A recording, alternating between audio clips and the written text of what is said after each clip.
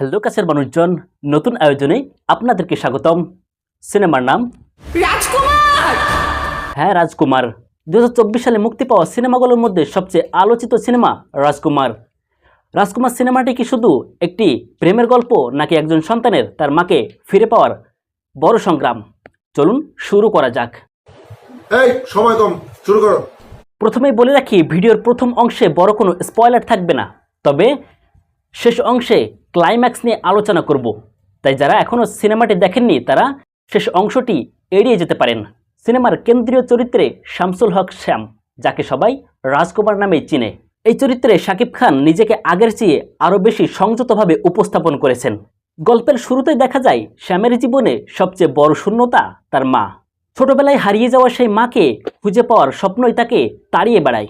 অন্যদিকে শ্যামের বাবা আব্দুল গনি মিয়া চরিত্রে তারিকা নাম খান দারুণ অভিনয় করেছেন।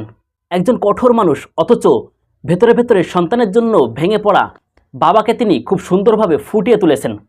শ্যামের মায়ের চরিত্রে অভিনয় করেছেন মাহিয়া মাহি, এবং কিছুক্ষণের জন্য শ্যামের বাবার চরিত্রে আরশ খানকে দেখা গিয়েছিল। গল্পে বড় মোড় আসে যখন শ্যাম যুক্তরাষ্ট্রে যায়। নতুন দেশ, নতুন মানুষ এবং ভিন্ন এক পরিবেশে শ্যামের পরিচয় হয় জুলির সঙ্গে। জুলি চরিত্রে কোটনি কাফি বেশ স্বাভাবিক অভিনয় করেছেন। জুলির সাথে শ্যামের সম্পর্ক শুধু প্রেমের নয়, একে অপরকে বোঝা, বিশ্বাস করা এবং কঠিন সময়ে পাশে থাকার গল্প। পরিচালক হিমেল আশরাফ গল্পটাকে শুধু রোমান্সের ভিতরে আটকে রাখেননি। পারিবারিক আবেগ, আত্মপরিচয়ের সংকট এবং একজন সন্তানের মাকে ফিরে পাওয়ার আকাঙ্ক্ষাকে খুব সুন্দরভাবে ফুটিয়ে তুলেছেন। শাকিব খানের অভিনয় এই সিনেমার অন্যতম বড় শক্তি। বিশেষ করে আবেগঘন মুহূর্তগুলোতে তার চোখের ভাষা অনেক কিছু বলে দেয়।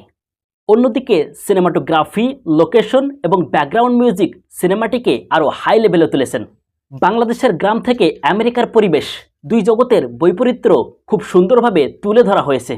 তবে সিনেমার কিছু জায়গায় একটু ধীর লাগে, কিছু চরিত্র একটু সংক্ষেপ হলে সিনেমাটি আরও টান টান লাগতো। তবে আবেগের জায়গায় সিনেমাটি বেশ সফল। এবার আসছে স্পয়লার। যারা সিনেমাটি এখনও দেখেননি তারা এখানে ভিডিওটি স্টপ করে পরবর্তীতে সিনেমাটি দেখে আবার ফিরে আসতে পারেন। সিনেমার শেষ অংশটি আসলে পুরো গল্পের প্রাণ। দীর্ঘ অপেক্ষা আর অসংখ্য বাধা পেরিয়ে শ্যাম অবশেষে তার মায়ের সামনে দাঁড়াতে পারে। যেই মানুষটিকে খুঁজে পাওয়ার জন্য সে এতদূর পর্যন্ত পাড়ি দিয়েছিল, অবশেষে সে তাকে খুঁজে পায়। কিন্তু পরিচালক এখানেই দর্শকদের সবচেয়ে বড় ধাক্কাটা দেন। মায়ের সাথে পুনর্মিলনের আবেগ দর্শক পুরোপুরি উপভোগ করার আগেই শ্যামের জীবনে নেমে আসে করুণ এক পরিণতি। ঠিক যখন মনে হয় সবকিছু সুন্দরভাবে শেষ হবে, তখনই নায়কের মৃত্যু পুরো গল্পটাকে অন্য একটা মাত্রা দেয়। এই সমাপ্তি দর্শককে আনন্দের চেয়ে বেশি কষ্ট দেয়, আর সেটাই সম্ভবত পরিচালকের উদ্দেশ্য ছিল। পরিচালক হয়তো বোঝাতে চেয়েছে যে সব গল্পের শেষ সুখের হয় না। এই শেষ দৃশ্যে শাকিব খানের অভিনয় সত্যি প্রশংসার দাবিদার। সংলাপের চেয়ে তার অভিব্যক্তি দর্শকের মনে বেশি দাগ কেটে যায়। অনেকেই এই ক্লাইম্যাক্স দেখে আবেগ আপ্লুত হয়েছেন, আর এ কারণেই সিনেমাটি শেষ হওয়ার পরেও দীর্ঘ সময় পর্যন্ত মনে থেকে যায়। সব মিলিয়ে বলা যায় রাজকুমার শুধু একটি বাণিজ্যিক সিনেমা নয়, এটি পরিবার, ভালোবাসা, ত্যাগ এবং একজন সন্তানের মাকে ফিরে পাওয়ার আকাঙ্ক্ষার একটি গল্প। তো আজ এ পর্যন্তই। ভিডিওটি ভালো লাগলে অবশ্যই একটি লাইক করে দিবেন, এবং চ্যানেলে নতুন হয়ে থাকলে চ্যানেলটিকে সাবস্ক্রাইব করে দিন।